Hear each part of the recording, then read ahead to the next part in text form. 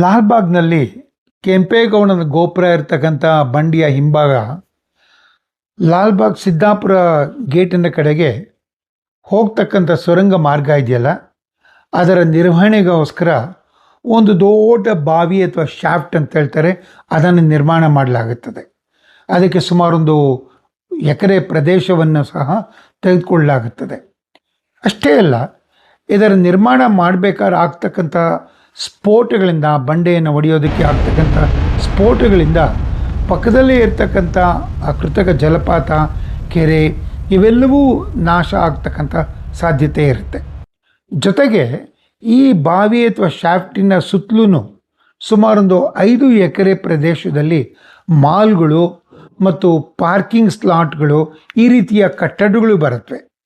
ಈ ಪ್ರದೇಶದಲ್ಲೇ ಪಶ್ಚಿಮ ಘಟ್ಟಗಳಿಂದ ತಂದಿರತಕ್ಕಂಥ ಅತ್ಯಂತ ಅಪರೂಪದ ಪ್ರಭೇದದ ಸಸ್ಯದ ಪ್ರಭೇದಗಳನ್ನು ಬೆಳೆಸಲಾಗ್ತಾ ಇದೆ.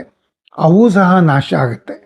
ಒಟ್ಟಾರೆ ಹೇಳಬೇಕು ಅಂದರೆ ಈ ಒಂದು ಯೋಜನೆಗೋಸ್ಕರ ನಮ್ಮ ಲಾಲ್ಬಾಗಿನ ಸುಮಾರೊಂದು 5 ಎಕರೆ ಪ್ರದೇಶದ ಸಸ್ಯ ಸಂಪತ್ತನ್ನು, ಈಕೋಸಿಸ್ಟಮನ್ನು, ಒಂದು ಸಸ್ಯ ಪರಿಸರವನ್ನು ನಾವು ಕಳ್ಕೊಳ್ಬೇಕಾಗತ್ತೆ.